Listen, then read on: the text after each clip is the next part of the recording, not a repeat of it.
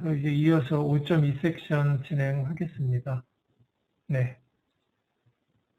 앞절에서 잠깐 살펴봤던 STA 알고리즘의 흐름도라기보다는 약간 그 프로시저를 조금 더 이제 자세히 살펴볼 텐데요.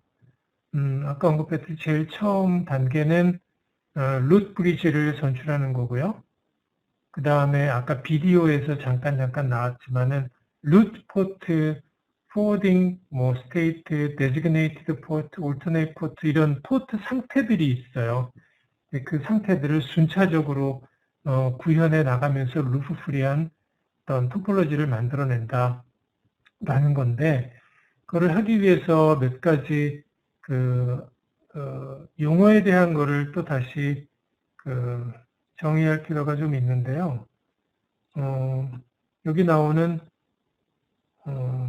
여기 브리치 프로토콜 데이터 유닛이라는 게 BPDU라고 보통 얘기합니다.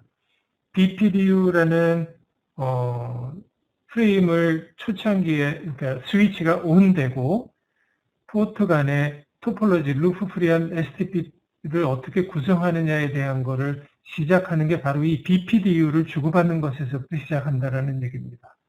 그리고 이 BPDU 내에는 이 BID, 브리치 ID라는 게 있어요. 그래서 이 브리치 ID에 있는 정보를 가지고 누구를 루트 브리치로 선출할 것인가, 포트는 각각 스위치별로 어떠한 상태로 만들 것인가를 결정을 하게 되어 있는데요. 이 BID 내에 구체적으로 어떤 내용이 들어가 있는가 보면은 프라이어리티 값, 그 다음에 맥 어드레스, 스위치의 맥 어드레스, 그 다음에 익스텐디드 시스템 아이디 그러면은 어저께 들었던 기억이 나지 않으십니까? 그리고 VLAN에서도 익스텐디드 시스템 아이디, 이게 바로 VLAN 아이디 값이죠. 그때 사용했던. 그거랑 이제 유사한 같은 내용의 용어인데, 이런 것들이, 조화라기보다 조합, 이게 컨비네이션이 돼가지고 BID라는 거를 구성하게 된다라는 거고요. 브리치 아이디가 이 마지막에 설명해 놨듯이 브리치 아이디 값이 제일 작은 경우에 루트로 선출이 되고, 또 그 외에 아래쪽에 이 루트 포트나 데지그네이티드 얼터네이트 포트를 결정함에 있어서도 이 BID 값을 계속 사용합니다. 계속 어떤 BID 값이 파이라는 게 이제 같은 값이죠. 우선순위가 같다든지 이런 현상이 발생하면은 그거를 타이 브레이크 해야 될 필요가 있는데, 그런 것들을 계속 하는 이제 절차가 또 준비가 되어 있어요. 그래서 보시면 각각 브리치 프라이어티는 뭔가, 익스텐드 아이디는 뭐냐, 맥어드레스 뭐냐가 설명이 되어 있는데, 방금 이 브리치 아이디는 어저께도 VLAN 태그 필드 볼 때 기억 혹시 나십니까? 태그 필드가 2바이트인데 4바이트죠.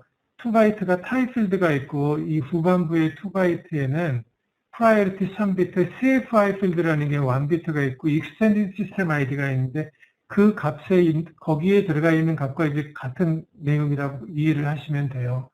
그래서 여기 보면은 기본 값은 이게 조금 이제 숫자들이 좀 많이 나오는데, 이게 실제 실생의 시험 같은 거, 인증 시험 같은 거 보거나 모델 시험 같은 거 볼 때도 이런 값을, 이게 좀 이전에 얘기했듯이 저는 어떤 뭔가 외우는 거를 좀 별로 안 좋아하는데, 이런 값들은 굉장히 이 과정에서 중요한 숫자들입니다. 그래서 조금 유념해서 보시고, 교수님들이 외울 게 너무 많아서 안 외우신다면 나중에 바로바로 어디를 참조하면 브리치 프라이어티는 뭐고, 또 다른 어떤 라우팅 프로토콜에서도 어드미니스트레이티브 디스턴스보다 해가지고 조금 기본적으로 알고 있어야 되는 숫자들이 있거든요. 그거를 어디 가서 빨리 찾아볼 수 있을까? 그 정도는 계속 머릿속에 인덱싱을 해놓으시면 좋을 것 같아요. 그러니까 일단 다시 돌아와서 브리치 프라이어티는 기본적으로 다 32,768이라는 값을 갖고 있어요. 그리고 레인지 값을 보면은 이게 0에서 61,440인데 4,096이라는 인크리먼트로만, 그러니까 정수값이 계속 순차적으로 32768, 32769, 70 이렇게 나가는 게 아니다는 얘기죠. 4096, 그 다음엔 8192, 그 다음에 16, 뭐, 어쩌고저쩌고 해가지고 이렇게 나가는 거예요.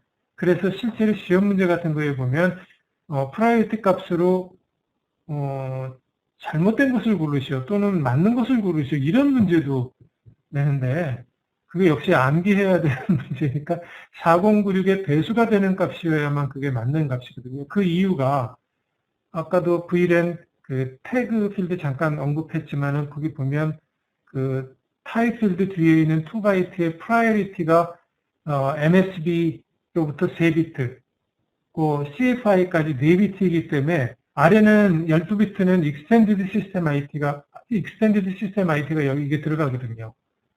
그러니까 프라이어리티 값의 1비트 변화는 4096씩 계속 증가가 된다라는 얘기. 그래서 이런 값이 만들어지는 겁니다. 뭐 맥어드레스는 아까 다 아시다시피 기본적으로 그 스위치의 맥어드레스. 그래서 이 세 개의 값을 복합적으로 주합으로 보고 BID를 만들며 그 다른 스위치들은 이 BID 값을 가지고 앞쪽에서 살펴봤던 이러한 그 여러 가지 선출 과정들 이런 거를 진행을 하게 된다, 그런 내용이 되겠고, 실제 그러면 샘플 토폴로지를 가지고 루트 브릿지 선출하는 것부터, 여기도 뭐 좌측에 보면 설명문이 많이 나오는데 우측에 그림을 보면서 그림에 그래도 자세하게 여러 가지 정보가 기입이 되어 있기 때문에 한번 보겠습니다. 물론 여기서 나오는 정보 중에 일부 현실적인 값도 있고, 스위치의 맥 주소 같은 거를 보면은 조금 하여간 편의상 좀 쉽게 조금 단순한 값을 이용을 해서 토폴로지를 만들었습니다. 스위치 1의 VID는 여기 있고요. 스위치 2는 BID가 이렇게 돼요. 자, 한눈에 볼 수 있듯이 우리는 프라이어리티 값이 제일 작은 스위치 S1이 이 세 개의 장치 중에 루트 브리지가 된다는 걸 알 수가 있겠죠. 또 우리가 개념적으로는 이 사진을 보고 이 그림을 보고 루트 브리지가 제가 한눈에 보면 그림에서 한눈에 보면 프라이어티 24577 쟤다 라고 하지만 이 장치들은 어떻게 하겠습니까? 그런 프로세스를 우리 학생들이 잘 알아야 되겠죠. 사람은 눈으로 이렇게 한눈에 토폴로지를 볼 수 있지만 기계는 그렇게 할 수 없잖아요. 얘네들이 아까 얘기했듯이 BPDU, 이 좌측에 나오는 키워드, Bridge Protocol Data Unit이라는 거를 서로 주고받는 거예요. 그러면 최초에 스위치가 파워온 됐을 때 링크를 통해서 내보내는 BPDU는 뭔가? 라는 건데, 모든 스위치들이 기본적으로는 자기가 루트라고 생각을 하고 이 ST 알고리즘을 수행을 합니다. 아까 이전 시간에 비디오 본 것 중에 쇼 스패닝 트리 해가지고 루트 아이디, 브리치 아이디, 그 다음에 인터페이스 이렇게 세 가지 섹션이 있었지 않습니까? 그 중에 첫 번째 루트 아이디하고 브리치 아이디 그 섹션이 자기 자신의 정보로만 채워서 모든 활성화된 정보를 초기에는 이렇게 보낸다라는 얘기죠. 스위치 S1도. S2도 마찬가지예요. 자기가 루트라고 생각을 하고 보내요. 이렇게 다 보내는 거죠. 이렇게 한 번만 EU 스위치하고 BPDU를 주고받으면 일단 두 스위치 간에는 누가 더 낮은 값의 BID가 있는지 확인이 되겠죠. 물론 한 번 주고받음으로써 모든 이게 선출 과정이 이 토폴로지는 매우 단순하기 때문에 한 번 주고받아서 이게 완전히 세트가 될 수가 있어요. 그러나 이 BPDU는 초기에 이건 굉장히 짧은 시간 내에 이루어지는 건데 스위치들 간에 몇 차례 주고받음으로써 이게 안정화돼서 더 이상 내가 낮은 나보다, 그러니까 내가 알고 있는 현재의 루트 아이디 값보다 더 낮은 BID를 갖는 프레임이 안 들어온다.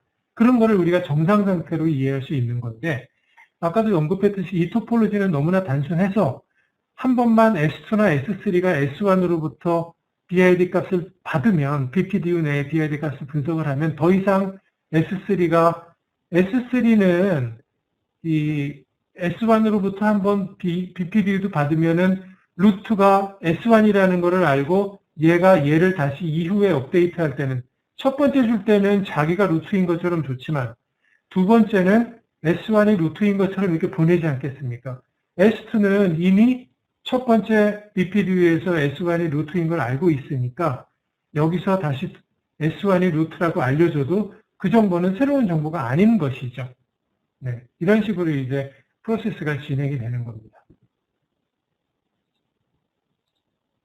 그렇게 하고 그 다음에 디폴트 BID의 임팩트는 뭔가 이거는 뭘 설명하냐면 지금 예제는 아까랑 달리 이전 슬라이드하고 달리 프라이어티 값이 같은 경우잖아요. 그리고 우리가 전전 슬라이드 살펴봤듯이 이 프라이어티가 타일을 이룰 경우는 그 다음에는 무엇을 볼 것인가에 대한 거예요. 그 다음에는 이제 맥 어드레스를 본다라는 얘기죠. 맥 어드레스. 지금 이 맥 어드레스가 여기서 보시면은 여기죠.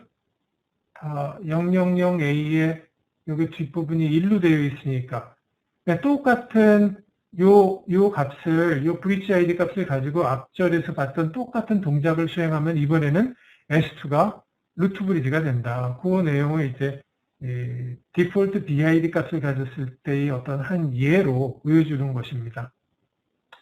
한 가지 더 언급하고 넘어가야 할 사항은 이 아래쪽에 나와 있는 노트라는 부분인데 앞장 슬라이드에서 봤듯이 기본적인 BID의 디폴트 프라이어리티는 32768이라고 하지 않았습니까? 이게 디폴트가 아니라 디폴트 프라이어리티입니다. 이게 디폴트 프라이어리티는 32768인데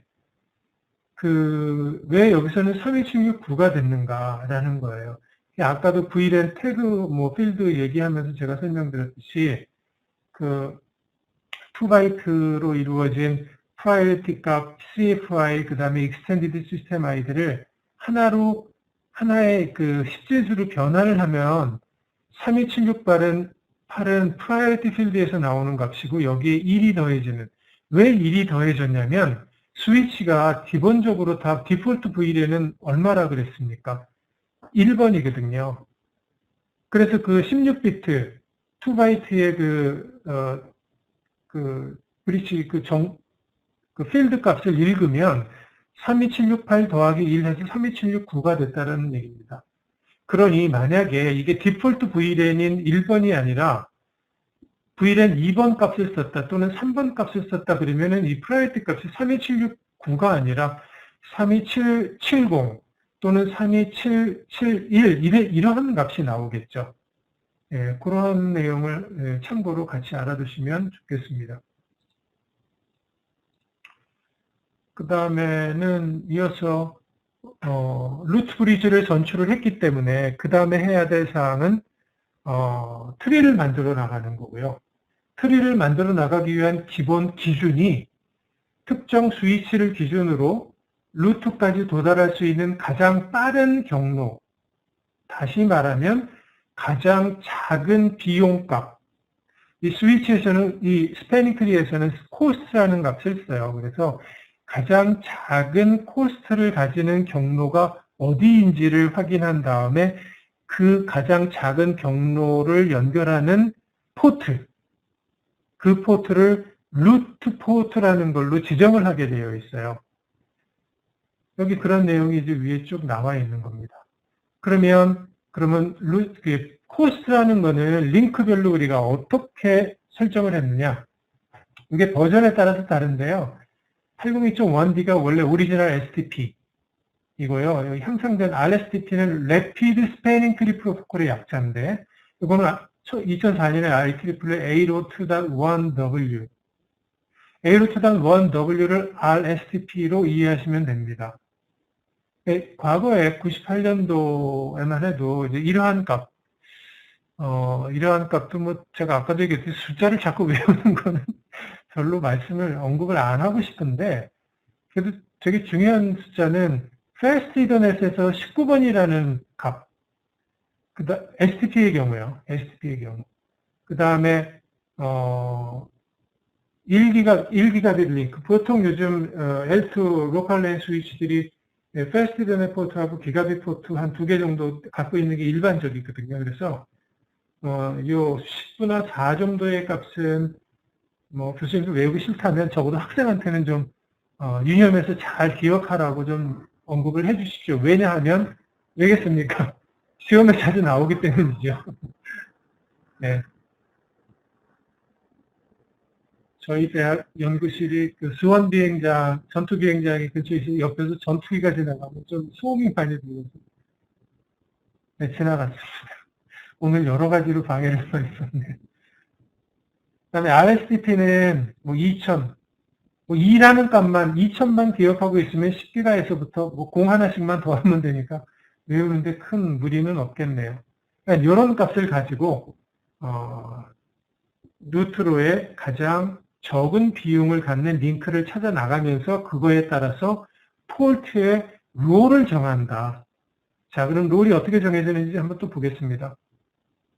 여기도 설명이 여러 개가 나와 있는데 이건 다시 보면은 원래 처음 토폴로지인 것 같네요. 이게 루트 브릿지로 이미 선출이 됐고 링크는 이 포트의 노테이션을 보면 아실 수 있듯이 다 F로 하니까 이게 100메가, 패스트넷, 그리고 STP를 가정을 하고 있기 때문에 패스트넷 포트는 앞장에서 봤듯이 링크 코스트가 19예요. 그래서 모두가 다 이제 19이니까 S3 입장에서 일단 루트로 갈 수 있는 링크, 이 링크도 있고 이 링크도 있지 않습니까? 근데 이 링크는 뭐 이게 물론 한 번의 계산으로 다 만들어지진 않지만 결과적으로는 이쪽에서 19 여기 나와요. 이거 아래쪽에 설명하고는 여기 있네요. 여기 패스트가 30 제가 지금 요거를 무시할 요 아래 설명하고 요거는 지금 S2의 입장이네요. 저는 지금 S3를 강정을 하고 얘기를 하고 있는데 얘는 여기가 이제 19고 이쪽으로 아래쪽으로 가면 38. 왜? 여기가 19고 여기가 19니까 더해서 38이라는 얘기니까 당연히 이쪽이 루트로 가는 경로이다. 그래서 바로 여기 나와요. 루트 포트라는 게 나와 있지 않습니까? 너무 많이 삐쩍거리니까 헷갈리실 텐데 이 포트가 루트 포트가 되는 거예요. S2 입장에서도 마찬가지로 이 포트가 루트가 되는 거죠. 네, 이해가 되셨죠? 네. 여기 내용은 많지만 다 그런 내용입니다. 이 알고리즘이 이렇게 계속 이게 한 번에 되는 건 아니고 이게 최소한 한 2번의 과정을 거쳐야 이 경로값들이 계산이 되겠죠. 자, 그 다음에는 지금 다음 단계로 넘어가 보겠습니다. 다음 단계는 일단 이전에 요 포트하고 요 포트만 결정이 됐는데 또 다른 여러 개의 이런 포트 설명이 나오고 있어요. 이건 뭐냐? 이번에 이제 designated port라는 게 뭔지 쉽게 얘기하면 뭐 좌측에 설명이 여러 부분 되어 있지만 기본적으로는 루트 포트의 상대편 the other end 반대편 단을 얘기를 하는 거예요. 또는 활성화되어 있는 루트 포트는 아니지만 블락킹이 되지 않은 활성화된 포트. 그렇죠. 그래서 학생들이 처음에는 조금 혼동을 많이 합니다. 왜냐하면 루트 브리지가 있으면 루트 브리지에 있는 포트들이 루트가 가진 포트니까 루트 포트 아니냐 이렇게 그렇게 생각할 수도 있죠. 그러나 이 STP에서 포트에 대한 네이밍 또는 역할 부분은 루트로 가는 쪽에 루트 브리지에 연결되는 포트, 난 루트 브리지의 입장에서 루트 브리지에 연결되는 포트를 루트 포트라고 정의를 하고 있어요. 그래서 요거는 혼동을 하지 않으시길 바라면서 활성화된 모든 포트를 지금은 간단하게 데지그네이트 포트라고 부른다. 라는 얘기를 드리고요. 그 다음에 이쪽 왼쪽에 나와 있는데 그 다음은 얼터네이트 포트나 블락 포트를 만드는 건데요. 요거는 이제 그 다음 장에서 한번 보죠. 네. 지금 여태까지 루트 포트, 데지그네이트 포트 다 됐는데 마지막에 남은 부분이 요 구간이에요. S3하고 S2를 연결하는 이 링크는 포트로를 어떻게 정해야 될까? 아까 이전 섹션에서는 단순히 이렇게 접근 금지, 진입 금지 표시만 해가지고 링크를 못 쓴다라고만 얘기를 했지만 구체적으로 S2의 이쪽 포트가 무슨 역할이고 S3의 이쪽 포트는 무슨 역할인지 정의를 해줘야 되는 거거든요. 어느 쪽을 블락킹 시키고 어느 쪽을 뭐 알터네이트 시키고 어쪽을 지금 결과적으로는 이 그림에서는 S2의 이 포트는 데지그네이티드 포트입니다. 열어놓은 상태예요, 포트를. 논리적으로. 그러나 S3의 이 포트는 블락킹 시켜놓은 겁니다. 블락이라는 이름의 또 다른 표현이 이게 SCP의 버전에 따라서 조금씩 다르게 부르는 것이든 의미는 같습니다. 올터네이트 포트라고 부릅니다. 올터네이트 포트나 블락 포트는 논리적으로 이 포트를 통해서 프레임이 정상적으로 서비스가 되지 않는 포트를 의미합니다. 자, 그럼 얘는 왜 데지그네이트 포트고 얘는 왜 얼터네이트 포트가 됐냐? 이게 바로 S3하고 S2 사이에 BID 값을 가지고 타이브레이크를 또 하는 거예요. 지금 이 캡처된 사진에는 S2하고 S3의 BID가 아마 앞에 있는 값을 가지고 했으리다 이거를 정했으리라고 제가 생각을 합니다. S2의 BID가 더 낮기 때문에 S2 쪽의 포트를 데지그네이트 포트로 만들고 S3를 블락킹 포트로 만든 겁니다.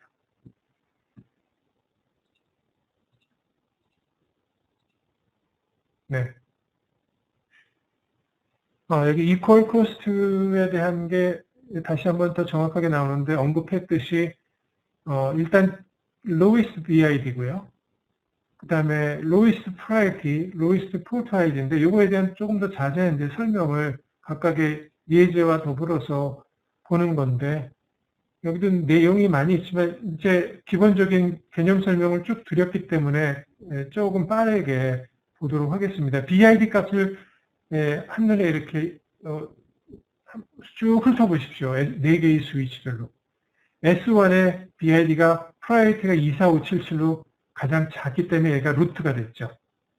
루트가 되고 당연히 난 루트의 루트 포트가 되고 문제는 요 스위치에 이쪽 포트하고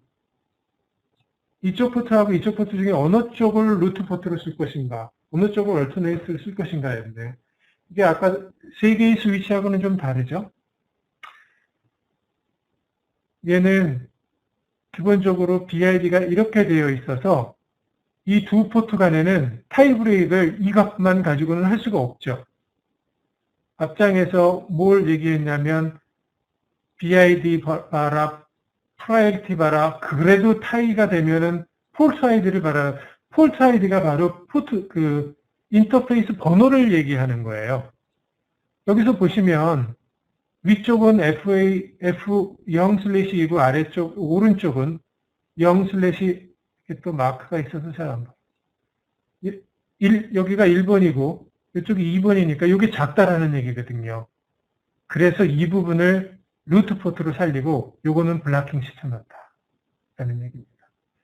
이전 그림하고 달리 스위치가 한 대 더 늘어났기 때문에 포트의 역할이 조금 더 확장이 됐죠. 루트 포트가 꼭 루트하고 직접 연결된 포트만 루트 포트라고 또 생각하는 학생들이 있어요. 그러나 S2는 루트하고 직접 연결되지 않았음에도 불구하고 S4를 통해서 감에도 불구하고 루트로 가는 경로의 포트이기 때문에 루트 포트라고 얘기를 하고 선출이 된 거죠. 네. 조금 더 명확하게 타이브레이크 하는 거가 이해가 되셨으리라고 생각됩니다. 다음 슬라이드인데요. 또 다른 예로 equal cost, 동일한 이것도 뭐 같은 내용인데 우선하고 토폴로지만 조금 바꿨는데 이건 두 스위치 간에 멀티링크를 연결시켜 놓은 건데 지금 브리치 아이디를 보면은 S1이 루트 브리치가 되고요. S3가 이 두 개의 포트가 있는데 어느 쪽을 왜냐하면 이걸 그대로 놔두면 이게 루프가 만들어지지 않습니까? 어느 쪽을 포트 역할은 다음 장에 있을 텐데, 예, 여기 있네요. 지금 이 S4에 F0 슬래시, 노테이션이 또 사라졌네. 0 슬래시 6하고 0 슬래시 5가 있는데, 얘 입장에서는 아이디나 프라이티 다 같으니까, 최종적으로 5번 포트, 6번 포트, 제가 설명을 좀 거꾸로 했습니다. 루트 브릿지 쪽의 포트를 봅니다. 이게 연결되어 있는 상대편 포트의 상태를 봅니다. 그래서 상대편에 어떤 포트를 더 우선시해서 연결할 것인가. 그래서 여기가 1번이고 여기가 2번이니까 위쪽에 이쪽 포트를 데지그네이티드 포트, 즉 루트 포트로 만들고 아래쪽을 블락킹 시켰다. 뭐 그런 예제입니다. 여러 가지 다른 상황에 대해서 계속 포트의 역할을 지정하는 여러 가지 샘플 예제들이 계속 나오고 있어요. 자, 그러면 이제 STP 프로토콜의 컨버전스에 대한 내용으로 STP 리캘큘레이션을 얼마나 자주 해요? 리캘큘레이션은 트리거드 리캘큘레이션을 하기 때문에 아까도 얘기했듯이 링크 포트 스테이터스가 바뀌면은 거기에 직접적으로 연결되어 있는 장치들은 바로 업데이트를 합니다. 그러나 그렇지 않은 경우에도 정상적으로 STP가 이미 루프리 토폴로지가 수렴된 이후에도 헬로우 타이머가 디폴트로 이제 2초 숫자가 계속 나오네요. 외우려고 하고 있는데 관리자에서는 1초에서 10초까지 바꿀 수 있는 네트워크 상태에 따라서 스위치가 이제 얼마나 많이 또 어떤 식으로 구성이 되어 있느냐에 따라서 네트워크 관리자가 판단해서 바꿔야 될 가치죠. 이런 주기로 계속 STP의 어떤 정상 상태를 유지 관리하고 있다. 이렇게 생각을 하시면 되고요. 그 다음에 forward delay timer라는 게 있는데 질문을 주셨는데 웹엑스팀즈에 같이 보시면 좋을 거예요. BID 내에는 포트 프라이어리티가 들어가 있기 때문에 굳이 얘기를 한다면 제일 우선이 되는 거는 포트 프라이어리티가 브리치 프라이어리티가 아니라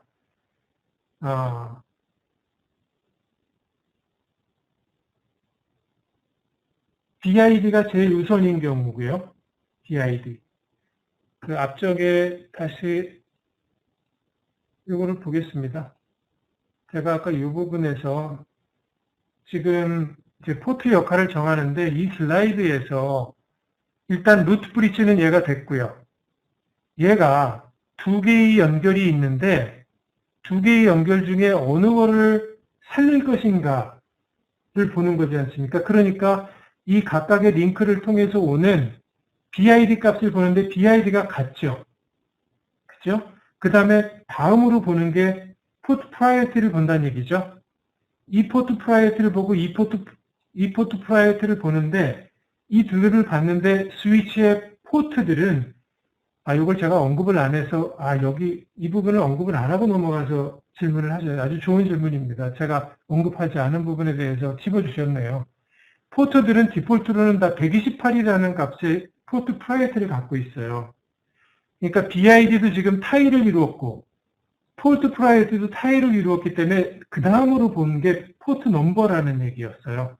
여기서 오는 거는 위쪽 라인은 F01이고 아래쪽은 F02니까 위쪽을 선택했다. 그런 내용이었죠.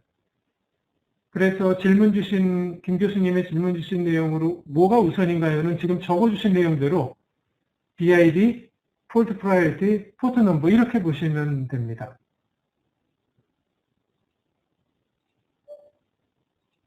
네, 감사합니다. 그리고 아까 여기 설명하다 말았는데 HTTP 토폴로지 체인지에 대한 건데요. 디폴트는 20초. 기본적으로 맥시멈 랭스 오브 타임이잖아요. 그러니까 이거는 기본적으로는 2초마다 또는 관리자에 의해서 10초에 한 번씩 헬로 타임으로 BPDU를 주고받을 수 있겠지만, 뭔가 여러 가지 이유는 여러 가지가 있을 수 있겠습니다만, 어떤 이유에 의해서 BPDU가 20세컨드보다 20세컨드가 20초가 지나도록 BPDU 교환을 하지 않고 헬로우를 하지 않는다면은 당연히 이 에이징 아웃 시켜야 되잖아요. 네, 그 타이머를 얘기를 하고 있는 겁니다. 그 다음에 여기 포워드 딜레이 타이머라는 게 10초, 15초라는 게 있는데 이게 뒤쪽에서 얘기하는 또 여러 가지 향상된 버전의 STP가 나온 이유이기도 합니다. 초기에는 포워드 딜레이 타이머, 즉 뒤에 슬라이드를 한번 보면서 설명을 드리겠습니다. 이게 STP가 어떤 초기, 초기라는 거는 스위치 파워 온 한 상태 또는 스위치가 셧다운된 스위치의 포트가 셧다운된 상태, 그 상태를 블락킹 상태라고 하는데, 블락킹 상태가 20초 동안 예를 들어서 지속이 됐다. 이건 제가 앞서 설명에서는 정상적인 포트가 20초 동안 못 받은 경우를 얘기를 했는데, 그 마찬가지로 그러면은 이제 STP를 새로 동작을 하게 되는데, 처음에 진입하는 단계가 앞서서는 그 브리치를 선출하는 것, 포트의 역할을 선출하는 거에 제가 초점을 맞춰서 설명을 드렸는데, 지금은 이 STP의 전체적인 프로세스를 스위치의 어떤 스테이터스로 얘기를 하고 있는 겁니다. 네, 블락킹에서 리스닝 상태로 일단 넘어가게 되어 있어요. 리스닝은 여기서 앞에서 언급했듯이 15초 동안 하게 되어 있어요. 적어도 15초 동안은 계속 여러 액티브 포트들로부터 들어오는 BPDU들을 분석해라, 듣고 있어라, 그런 얘기예요. 수렴하기 위해서. 그리고 포워드 상태가 지나면 그 다음에는 이제 러닝 상태. 러닝은 스위치에서 이제 포트별 맥 어드레스 이런 거 학습하는, 맥 어드레스 테이블 퍼플레이션 시켜나가는 그런 단계로 생각을 하시면 됩니다. 이를 위해서 또 한 15초 정도 이웃 장치들에 대한 거를 더 자세한 내용을 학습하는 시간이라고 보면 돼요. 그리고 나서야 이제 포워딩이 들어간다는 얘기죠. 그래서 이 단계를 항상 STP가 거치기 때문에 우리 교수님들께서 혹시 PC를 스위치, 학교에서는 보통 스위치에 직접 벽에 포트가 아울렛에 나와 있고 벽에 랜 케이블 꽂아서 이제 PC에 연결을 할 텐데, PC에 연결을 하거나 또는 패킷 트레이서에서도요, 스위치에 PC를 연결하면 PC 쪽 또는 스위치하고 스위치 간을 연결하는 인터페이스들이 바로 그린 라이트가 들어오지 않고 엠버가 한참 있다가 나중에 그린으로 바뀌는 현상이 바로 이렇게 케이블을 연결하면은 리스닝 앤 러닝 스테이트를 거쳐서 포워딩까지 가기 때문에 그런 링크 상태가 불빛이 보여지는 거고, 포워딩이 되기 전까지는 일반적인 데이터 프레임을 주고받지 못합니다. 질문이 또 들어왔는데요. 루프가 군데군데 여러 개 있는 경우요. 좋은 질문이십니다. 그러니까 지금 말씀은 링크가 이런 식으로 서로 다 연결이 되어 있는 경우를 말하는 거죠? 그렇습니까? 이런 경우에도 당연히 STP 동작을 합니다. 네. 간단한 토폴로지지만은 이 경우는 어떻게 되겠습니까? 이게 루트니까 결국은 이렇게 보시면은 요렇게 해가지고 세 개의 루트 포트와 세 개의 데지그네이트 포트가 만들어지지 않겠습니까? 다른 중간에 있는 요 링크, 이 링크들은 다 빠지는 거겠죠? 네. 간단하게 보면 그럴 것 같습니다. 하여간 얼마나 많은 루프가 있든지 간에 모든 경우에 대해서 다 이 STA 알고리즘이 수행이 됨으로써 결국은 논리적으로는 루프가 없는 루프 프리한 토폴로지가 만들어져야 되는 게 STP의 동작이죠. 그렇기 때문에 방금 질문해 주신 그런 내용 때문에라도 그 초창기에 STA 알고리즘을 수행하는 그 STA 알고리즘을 적용을 했을 때는, 아이고, 제가 화면을 한번 바꾸면 모니터를 여러 개 쓰니까 정신이 없어서 컨트롤 창들이 다 위치를 바꿔가지고.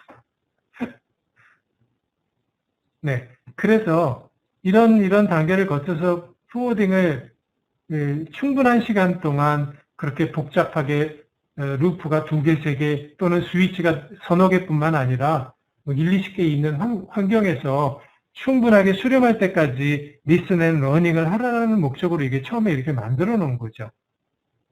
그러나 사용자 입장에서는 이게 스위치 포트에 한번 디바이스를 연결하면은 그 인터넷 연결이 되기까지 적어도 30초를 기다려야 된다는 얘기거든요. 굉장히 지루하죠. 네. 그래서 이제 뒤에 좀 향상된 버전의 내용들이 또 나오기는 하는데요. 자, 그런 내용입니다. 그래서 앞장에서 봤던 이 내용, 포워드 딜레이 타이머나 러닝 뭐 이런 게 지금 이런 내용과 연관이 된다 보시면 되겠고요. 조금 더 자세하게 스위치의 스테이터스 체인징에 대한 거를 일목요연하게 정리해 놓은 슬라이드입니다. 블락킹, 리스닝 앤 러닝, 포워딩, 그 다음에 디세이블. 각각에 따라서 BPDU는 수신을 하는가 못하는가, 그 다음에 맥어드레스 테이블에 대한 거를 업데이트 하는가 안 하는가, 이런 것이 크게 일목요연하게 잘 정리가, 우리가 가장 정상적인 경우는 이 경우죠. 항상 일반 데이터 프레임을 주고받을 수 있으며 그 사이에도 필요에 따라서 BPDU 업데이트 타임, 헬로우 타이머에 따라서 리시브 앤 샌드가 되며 테이블 또한 업데이팅하는, 블락킹 앤 리스닝 상태에서는 BPDU를 주고받지만은 맥어드레스는 즉 일반 연결된 또 다른 상대편 네트워킹 또는 엔드 디바이스에 대한 맥어드레스 테이블 업데이트는 하지 않는다는 것. 러닝 상태에서 그런 걸 한다는 것. 디세이블드는 뭔가 뭐 보안 이유에서든 물리적인 어떤 장애에 의해서든 상태가 디세이블 돼가지고 뭐 아무것도 할 수 없는 그런 상태를 얘기하고 있습니다. 자, 그 다음에 방금 질문 주신 내용이 약간 확장된 내용이 될 수도 있는데요. 그래서 아까 그 스위치가 전원에만 있는 경우는 STP, 원래 오리지널 스패닝 트리 알고리즘이죠. 이게 잘 적용을 하겠지만 스위치가 요즘과 같이 정말 수십 대씩 이렇게 늘어나는 네트워크 환경에서는, 그리고 엔드 디바이스, 유저 디바이스도 상당히 기하급수적으로 이제 늘어나는데, 그런 상태에서 동일한 하나의 그 디폴트 VLAN만 가지고 스패닝 트리를 만드는 게 매우 CPU의 부담이 많이 되거든요. 네, 그런 내용이 여기 쭉 이슈로 얘기를 하고 있습니다. 그래서 VLAN별로 스패닝 트리를 만드는 퍼VLAN 스패닝 트리 프로토콜이 제한이 됩니다. 이거는 시스코에서 시스코 프로프라이터리 프로토콜이라고 얘기를 하죠. 시스코사의 프로토콜이에요. 이것과 관련된 몇 가지 또 에볼루션 된 진화된 HTTP 프로토콜에 대해서 잠깐 살펴보고 이번 시간을 마무리할 텐데요. 여기도 내용이 여러 개가 있지만 기본적으로는 뒤에 요 차트를 보면서 왼쪽에 잘 정리가 되어 있기 때문에 기본 제일 상단에 있는 놈이 원래 그 98년에 802.1d라고 표준화가 된 지금까지 우리가 살펴본 STP입니다. 근데 이거를 그 시스코사에서 퍼VLAN STP 프로토콜로 해가지고 VLAN별로 동일한 토폴로지인데 VLAN이 여러 개 존재할 때 VLAN별로 스패닝 트리를 만드는 거예요. 그러면은 특정 한 대의 루트 그러니까 특정한 하나의 스위치가 여러 VLAN 또는 모든 스위치들에 대해서 스패닝 트리 돌리는 거를 조금 분산시킬 수 있거든요. 네, 그 외에도 추가적으로 폴트 패스트, 업링크 패스트, 블록, 백번, 뭐 BPDU 가도 이런 여러 가지 내용이 나오는데 이거는 뒤쪽에서 살펴보겠습니다. 이런 많은 보완된 기능들이 이게 다 그 스패닝 트리 프로토콜의 안정성과 그 다음에 스위치드 네트워크의 어떤 보안성을 해커로부터 네트워크 어태커로부터의 어떤 침입을 방지하기 위한 목적들로 추가된 기능들이에요. 이런 것들을 보완을 해서 향상시켰다라는 얘기고요. 그 다음에 IEEE, 이거는 아까도 언급한 원디는 2004년에 원디, 요거는 802.1W로 RSTP, 요게 같은 내용입니다. Rapid Spanning Tree 프로토콜로 기존의 STP가 아까 얘기했듯이 forward 및 listen and learning, listen and learning 이런 단계를 거치면서 최소 30초에 수렴하는데 소요되는 시간이 걸리기 때문에 이걸 좀 더 빠르게 하기 위한 리캘큘레이션도 조금 빠르게 하기 위한 향상된 버전으로 IEEE 표준으로 제공이 되는 거. STP하고 RSTP. 그 다음에 향상된 버전이 MSTP라는 게 있어요. 이거는 멀티플 스패닝 트리 프로토콜로 요게 스패닝 트리 프로토콜 인스턴스를 여러 개 돌린다. 즉 VLAN별로 여러 개의 스패닝 트리를 돌린다라는 개념으로 이해를 하시면 좋습니다. 그렇게 해서 STP, RSTP, MSTP가 IEEE 표준으로 된 거고요. 되어 있는 것이고요. 시스코사의 프로토콜들은 지금 보시면 이쪽이 아이고 지우개가 돼버렸네. 네, PSTP, Rapid Purbeam STP 플러스 그 다음에 MST 이렇게 세 가지가 시스코사의 스패닝 트리 프로토콜이에요. 네, 이 정도로 지금 거의 이 표에 크게 6가지 정도의 스패닝 트리 프로토콜이 나와 있는데 그런 정도로만 여기서는 이해를 하시면 되겠고요. 기본적으로 이렇게 향상된 버전의 STP를 왜 만들었는가에 대해서는 여기 쭉 설명이 나오는데 그게 앞서 다 설명드렸던 내용들이 컨버전스 타임이 많이 걸리고 특정한 하나의 루트 브리치의 오버헤드가 많이 가니까 왜냐하면 우리가 요즘에 VLAN을 많이 임플리멘테이션 하는데 부담이 되니까 이런 향상을 보게 됐다라는 것이고 중요하게 보면은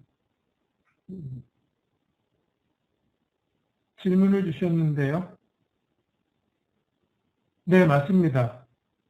PVST 플러스에서는 VLAN별로 서로 다른 스패닝 트리가 돌아가기 때문에 VLAN 1에 대해서는 스위치 A가 루트 브리치였는데 VLAN 2에 대해서는 A가 아닌 또 다른 스위치 B가 루트 브리치가 될 수가 있습니다. 그렇게 함으로써 조금 부하를 분산시키는 겁니다. 그래서 향상된 이 STP 버전이 나온 거는 지금 여기서 보면은 STP하고 RSTP의 스테이터스, 폴트 스테이터스를 보면은 block, disable, blocking, listening이 이게 디스카딩으로 머지가 되고 러닝 포워딩으로 바로 갈 수 있다라는 이런 15초 정도를 단축시키는 그런 장점이 있고요.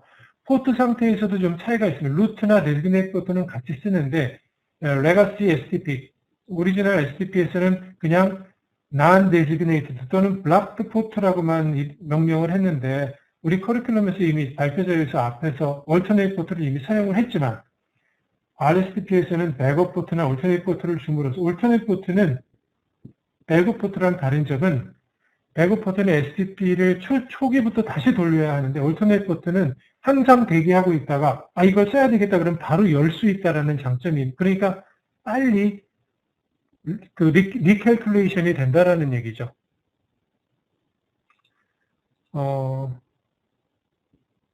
네, 여기 보면 alternate port는 아까 이해하신 것 같고 이 백업 포트라는 거는 일반 엔드 디바이스나 허브 같은 장치가 연결될 때 이 기존 레가시 랜을 고려하기 위한 역할입니다. 여기는 특별히 얼터네이트 포트라고 쓰지 않고 백업 포트라고 쓴다. 허브나 엔드 디바이스가 연결이 될 때는. 그 다음에 폴트 패스트가 나와 있는데요. 이것도 굉장히 중요한 게 좀 제가 몇 분만 더 사용을 하고 쉬는 시간이 조금 지났는데요. 한 두어 장 남아서 이거 마무리하고 하겠습니다. 스위치 포트가 모든 어떠한 장치든 링크를 연결을 하면 아까도 얘기했듯이 거의 30초 정도의 정상적인 포워딩 상태가 될 때까지 이게 그러니까 굳이 스위치가 아닌 엔드 디바이스를 연결하는데 BPDU를 주고받을 이유가 당연히 없죠. 일반 컴퓨팅 디바이스하고 서버, 허브 이런 장치들에 BPDU를 줄 이유가 없어요. 주고받을 이유. 왜냐하면 SP를 운영할 수도 없는 장치들인데 그런 경우에는 바로 그냥 케이블 연결하자마자 포워딩 상태로 만들어주는 게 훨씬 좋죠. 그래서 폴패스트라는 설정을 하는 겁니다. 일반 사용자 장치가 연결돼. 그러니까 교수님들이 뭐 이거 개념을 알고 계셨던 분들도 계시겠지만 아니라면 대학에서나 뭐 연구실에서 매번은 아니겠지만 그러니까 케이블을 바로 꼽으면 인터넷 바로 연결되고 그래야 되는데 매번 늦는 게 이게 지연 현상에 걸리는 게 조금 번거로우시거나 좀 짜증나시는 분들은 그 학교에 전화해서 한번 이런 얘기를 해보세요. 왜 이 포트를 이렇게 만들어가지고 저기 안 되는 사실은 할 줄 몰라서 관리자들이 안 하는 게 아니라요. 이 포트 설정하는 게 상당히 이 시간과 노력이 많이 들어가는 아주 잔일이거든요. 그래서 이런 것까지 세세하게 잘 안 합니다. 그런데 조금 작은 규모의 네트워크 관리자, 네트워크를 관리하는 관리자라든지 그러면은 충분히 적어도 그 일반 신뢰할 만한 사용자들이 있는, 즉 교수님들이나 교직원분들이 있는 그런 공간에는 스위치들을 다 포트패스를 만들어도 좋을 것 같은데요. 네. 그래서 다시 포트패스를 만들면 그런 측면에서는 좋은데 문제가 생깁니다. 왜냐하면 그 포트패스트 설정을 해놓은 곳에 그 인터페이스를 통해서 예를 들어서 BPDU가 들어오면 어떻게 될까요? STP 동작을 스위치는 하게 되어 있거든요. 그렇겠죠. 원래는 그러니까 이게 무슨 말이냐면 이 포트는 네트워크 관리자 입장에서 사용자 장치가 연결돼서 포트패스트 설정을 해놨는데 스위치나 또 다른 네트워킹 디바이스가 연결을 해가지고 스패닝 트리를 바꾸려고 한다라는 얘기예요. BPDU를 막 주면서. 그러면 안 되죠. 이게 네트워크 어태커들이 많이 쓰는 방법입니다. 뭐 많이라기보다는 하여간 이런 보안 설정이 안 됐다면은 이런 식으로 접근을 할 수가 있어서 일단 스위치에 접근을 해서 BPDU를 주고받기 시작하면요. 그 포트를 통해서 네트워크 상태에 대한 모든 거를 다 빼내갈 수가 있어요. 정보를. 아주 위험한 일이죠. 그래서 이런 경우는 포트패스트 설정을 하면 항상 BPDU 가드를 해놔야, BPDU 가드라는 말이 그래서 이게 쌍으로 나온 겁니다. 이렇게 설정해 놓으면은 뭐 어떤 측면이 있냐면 포트패스트 설정한 포트로부터 BPDU 프레임이 들어오면 그 포트는 바로 디세이블드 시킨다. 에러 디세이블드. 보통 에러를 ERR 이런 식으로 많이 표현하는데 풀네임이 에러 디세이블드입니다. 보통 많은 show 커맨드의 어떤 출력물에는 ERR DISABLED disabled 이렇게 표시가 돼요. 참고로 에러가 나서 디세이블 됐다. 이렇게 포트가 에러 디세이블드 된 상태가 되면은 관리자가 개입을 해서 수동으로 이놈을 다시 shutdown, no shutdown 이렇게 인터페이스 컨피그레이션 모드 들어가서 셧다운 시키고 노 셧다운 시켜야만 이 인터페이스가 다시 살아옵니다. 그렇지 않고 케이블을 아무리 뺐다 꼈다 해도 이 포트는 살아나지 않아요. 관리자가 포트를 살려주지 않습니다. 그런 식으로 일단 기본적이지만 1차적인 보안 설정 보안이라고까지 아마 이런 포트 가딩을 하나 해놓은 거죠. 그 다음에 마지막 슬라이드가 되겠는데요. Alternative STP인데, 요거는 앞에서 다 설명드린 내용이네요. STP의 어떤, 또 다른 여러 가지 향상된 버전의 STP 프로토콜들이나, 이쪽에 아래쪽에 보시면은, 이게 STP가 아무리 훌륭하게 잘 동작하는 스위치로 이루어진 네트워크라 할지라도 스위치들의 개수가 많아지거나 이게 티어가 하이어라키가 이 네트워크 자체가 엔터프라이즈급으로 캠퍼스 네트워크 정도로 커지면 디스트리뷰션이나 코어 쪽에서는 L3 장치들을 쓰는 게 낫다. 이런 내용을 언급하면서 이 5장을 마무리하고 있습니다.